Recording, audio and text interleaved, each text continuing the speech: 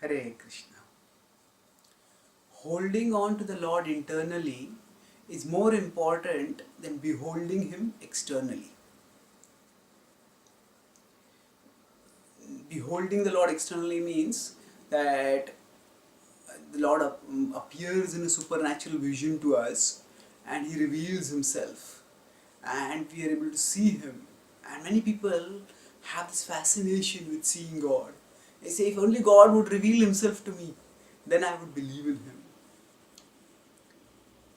But actually speaking, yes, on some occasions we may be able to see God. But whether that sight of Him will lead to belief in Him, whether that sight of Him will lead to transformation in our hearts and our lives, that is a question that is open to debate.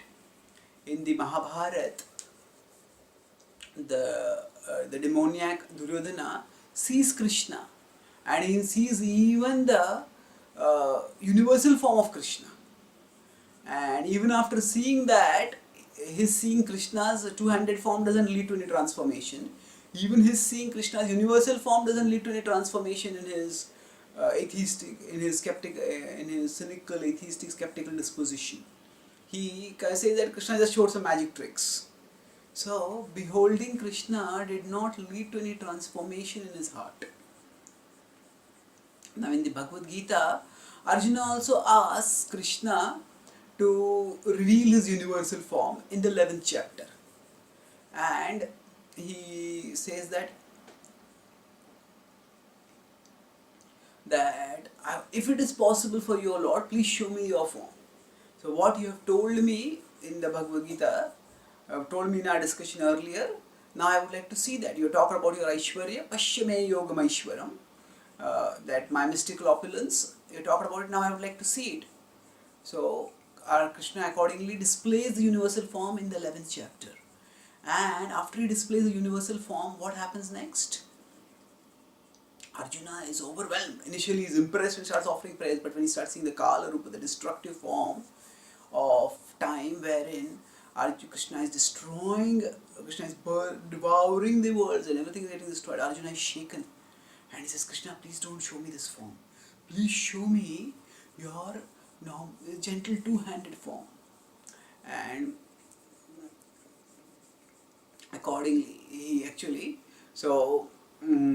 Krishna shows the four-handed form and then he returns back to his two-handed form after that. And it's significant that Arjuna says, now I have become peaceful in mind on seeing this form. And the chapter concludes not with a glorification of the universal form or the glorification of the sight of the universal form. Krishna does say that it's rare, but it concludes with a commitment, with a call to the committed practice of bhakti. So, mat karma krun mat paramo mat bhakta sangha varjitaha nirvairah sarva bhuteshu yah samameti pandava. Chapter concludes with Krishna telling mat paramo, make me the supreme goal of your life, hold me in your heart and aspire to attain me. And in this way, Krishna also talks about various things, work for me, be non-envious towards other living beings. Mat karma krun mat paramo, mat bhakta, become my devotee, sangha varjita, do not be associated with materialistic things. And by this, yah samameti pandava, this way you will come to me, Krishna says. So essentially, the point is that if we want to attain Krishna, it won't be just by seeing Him. Whether we behold Him or not, what is important is that we hold Him in our heart. That means we make Him the central object of our devotion. Mat parama, mat bhakta, as Krishna says over. Make me the supreme goal, become my devotee. When that happens, then progressively our heart gets when we hold Him in our heart.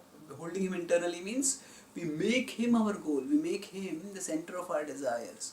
Gradually, by keeping Him in our heart becomes purified. It becomes redirected towards Him, and in this way we attain eternal existence. We go back to Krishna, and then that is a far more consequential transformation. We may see Krishna once, and that is glorious. But that alone is not going to take us back to Krishna. It is only when we love Krishna that we will go to Him.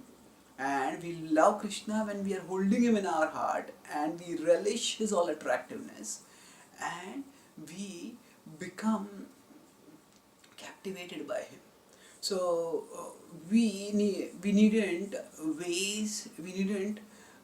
delay our devotion with the demand that, oh, let me behold Krishna externally. Rather, we accelerate our devotion right now by striving to the best of our capacity to hold Krishna in our heart. And when we hold him thus, we will find that we will be able to attain him. We will attain him and we will attain the highest achievement of life by attaining his constant presence in our heart and being eventually transported into his eternal presence. Thank you. Hare Krishna.